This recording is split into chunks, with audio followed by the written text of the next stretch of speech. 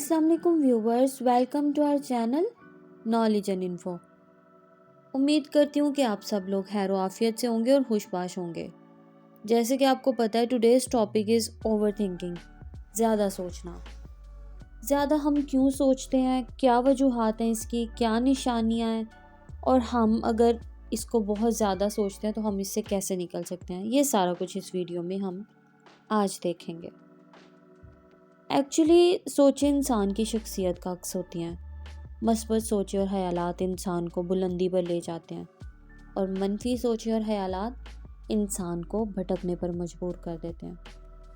अगर आप बहुत ज़्यादा सोचते हो तो ये वीडियो आपके लिए है, आप इसको देखना मत भूलिएगा।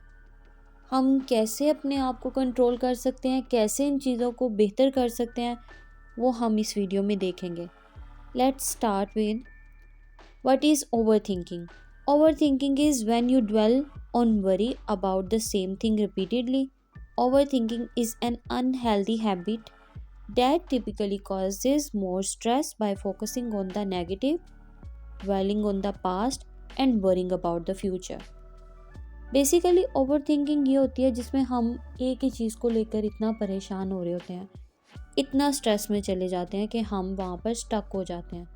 जैसे ट्रैफिक जैम में गाड़ी रुक जाती है, ना आगे बढ़ती है, कुछ भी नहीं, वैसे ही इंसान का दिमाग हो जाता है। ना वो उस चीज़ का हल ढूंढ रहा होता है, ना वो उस चीज़ से निकलने की कोशिश कर रहा होता है। ओवर थिंकिंग हमें फ्रस्ट्रेट कर देती है।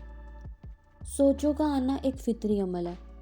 इंसान को कोई भी काम करने से पहले कोई ना कोई सोच उससे रिलेटेड आती है, लेकिन ये मसला तब करती है जब ये हद से ज़्यादा बढ़ जाए।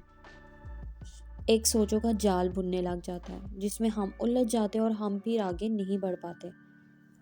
बाज़ औक़ात ऐसा होता है कि जब हमने कोई फ़ैसला लेना होता है या कोई भी ऐसी चीज़ करनी होती है, तब हम अटक जाते हैं।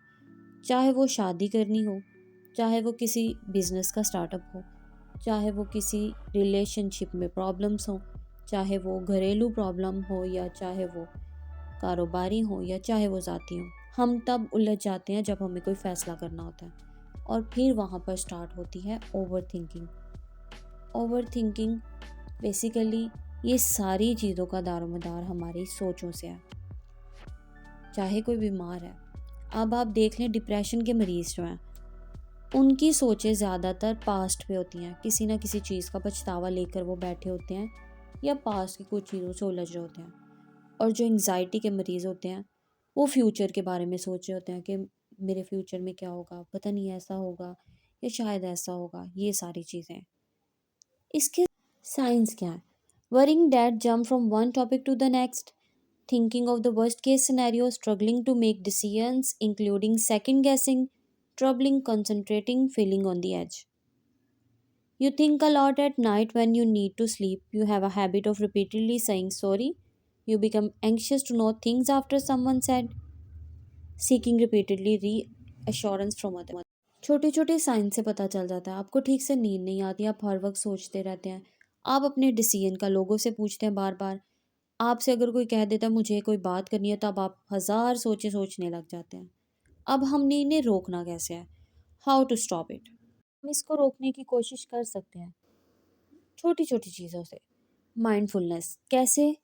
माइंडफुलनेस जो टेक्निक है वो इंसान को माजी और मुस्तकबिल की फ़िक्र से निकाल कर हाल पर लेकर आती है। कैसे?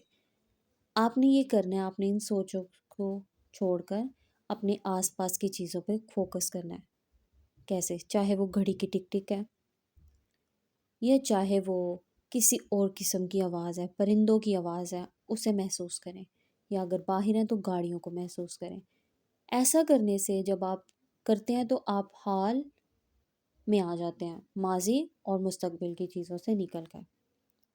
ये थोड़ी देर के लिए रोक देता है। You can skip the ad now.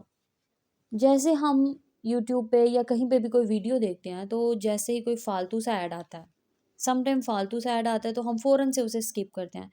ऐसे ही आपने कोशिश करनी है कि जब आपके दिमाग में कुछ उल्टा सीधा आए, उसको स्किप करो। Look at the bigger picture. हम कैसे ये देख सकते हैं? हमारा दिमाग बहुत स्ट्रेसफुल हो जाता है जब हमने कोई पॉइंट ऑफ व्यू या ये चीज़ें रखनी होती हैं, तो फिर हम उसी चीज़ को देखते हैं। आपने बिगर पिक्चर को देखना है کہ اگر یہ پرابلم ہے تو زیادہ سے زیادہ کیا ہو سکتا ہے، جان تو نہیں نہ جائے گی، یا زیادہ سے زیادہ ختم تو نہیں نہ ہو جائے گا، لائف رک تو نہیں نہ جائے گی، بگر سوچنا ہے۔ Share your problem with your love one, آپ کے پیارے، آپ کے ٹرسٹ وردی، ان سے اپنی پرابلم شیئر کریں، انہیں بتائیں، ان کے اوپینین کو سمجھیں، سنیں، یہ آپ کے لیے کافی کافی بہتر ہوگا۔ ان کی رائے کو دیکھیں، جب ہم پرابلم شیئر کرتے ہیں نا، شیئرنگ از کیئرنگ، تو پھر ہم بہت ہلکا محسوس کرتے ہیں۔